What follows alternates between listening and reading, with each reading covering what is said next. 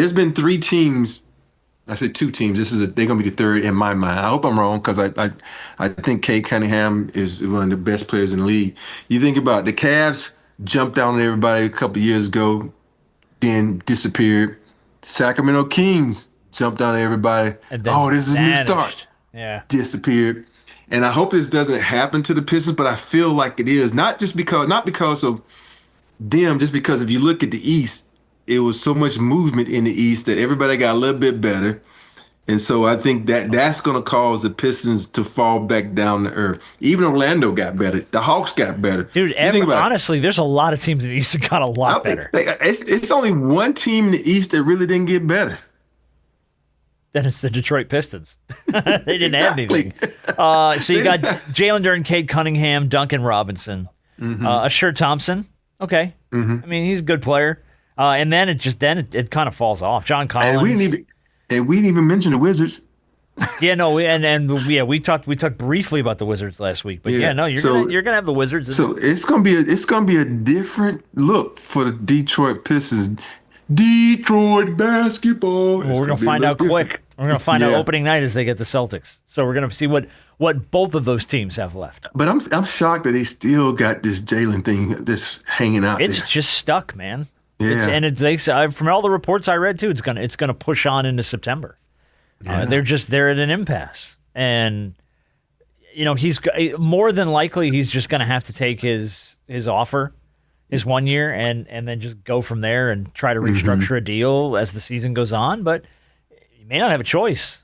Hey, back in the day, a guy would sign his deal, come into training camp, take 2 sips. My back. I gotta sit out.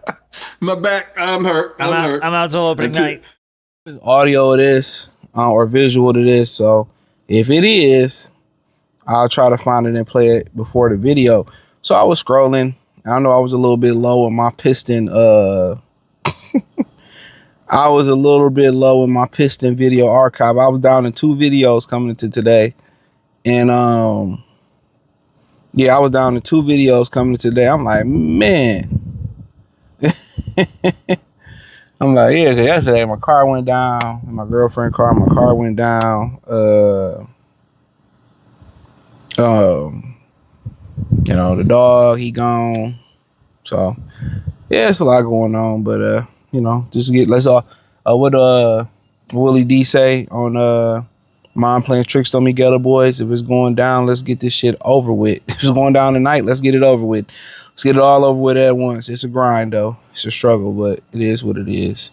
So, off the iPhone, only team in the East that didn't get better, Robert Horry explains why a stacked Eastern Conference will humble the Pistons. Horry thinks the Pistons will not be as dominant as they were last year. And honestly, I don't think anybody expect the Pistons to be 60 games dominant. Even if it was the exact same Eastern Conference, nobody's saying they're probably going to win 60 games, maybe 50 or 55. But the NBA moves too fast for comfort. One strong season can change the team's expectation, but it doesn't guarantee anything once the rest of the season, the rest of the league starts catching up. The East has proved that over the past 5 seasons, 5 different teams have finished as the number 1 seed, which shows how quickly the top of the conference can shift. This is why Robert Horry believes the Pistons may be headed for a reality check. He said the Pistons may not have made any major additions to their roster, and their relationship with Jalen Duren seems to be going bad with each passing day, as parties are stuck in a lengthy extension talk. As a result, Horry worries that the Pistons could suffer the same fate as several other teams that dominated one regular season before becoming mediocre. This is now was a B. I don't know what the hell this is. All right, holla at you. So it is audio. It is so a visual. So quote, you think about the Cavs jumped over everybody a couple seasons ago, disappeared. Well, they were in the Eastern Conference Finals last year. What is he talking about? Sacramento Kings jumped over everybody, disappeared. 7-time NBA champion said on this podcast, I hope this does not happen to the Pistons, but it feels like it is.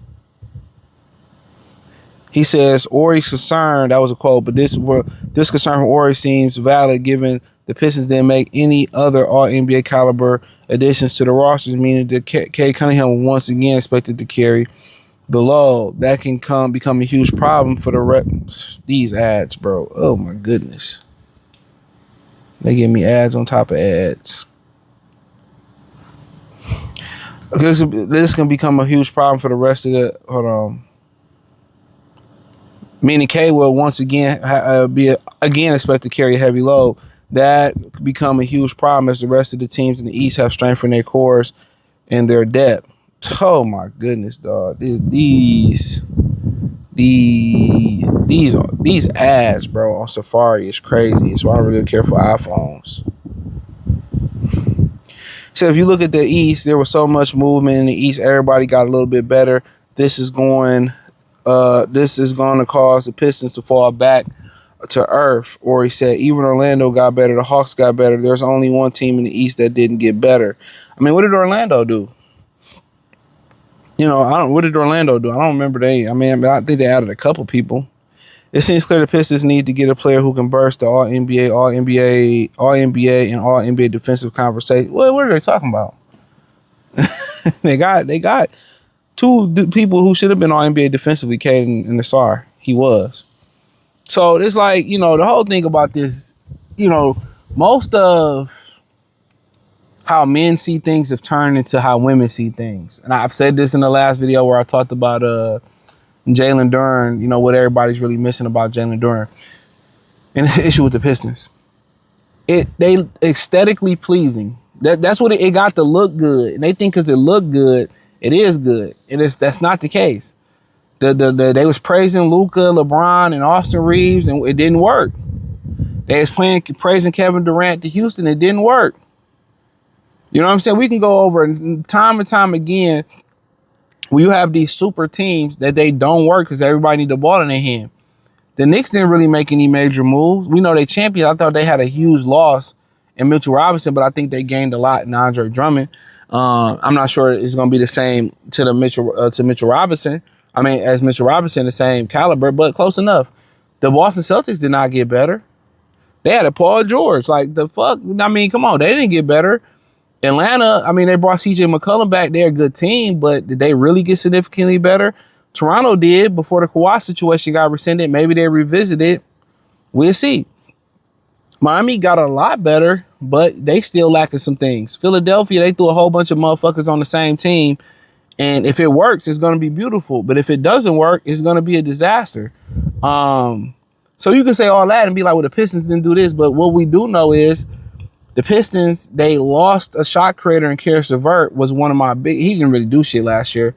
They lost a shot creator, and the only shot creator that they brought on was Ibuka Okoro. So, and also they lost Marcus Smart, but Marcus Sasser, who's a really good shot creator, that didn't really give him a chance. So that's my biggest concern. But in general, they got stronger, as far as they got better from John Collins.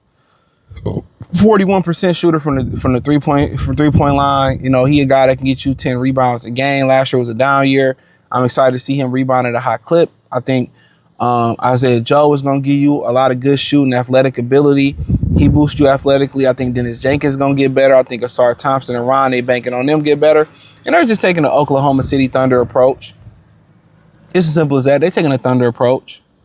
That's it. They're taking a Thunder approach. The Thunder approach is we're going to develop within. And like I said before, people think the Pistons needed a superstar. I think they needed a flat-out scorer. They didn't get it, but they added guys like John Collins, Isaiah Joe. They kept Duncan Robinson. They definitely became a better shooting team, and they're going to bank on the development of their players. And if Ron can develop offensively and Asar can develop offensively, you got two of the best elite defenders in the league on one team. So, just because you added players on your team, it doesn't mean that it's going to work.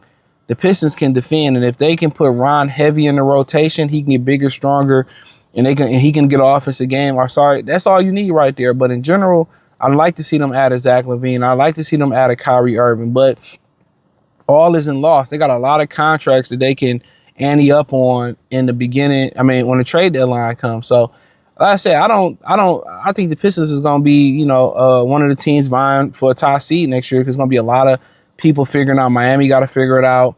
Orlando got to figure it. And it is, Miami got to figure it out. 76ers got to figure it out. I don't really see Boston as that big of a threat. Maybe they will, maybe they won't.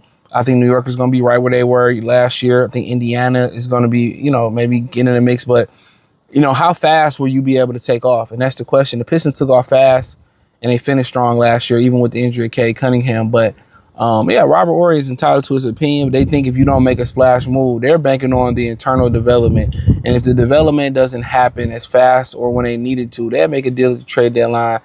And as though these guys' prices rise and drop, they'll make a deal at that point. But I think the expectation that the Pistons are not going to be number one seed this year.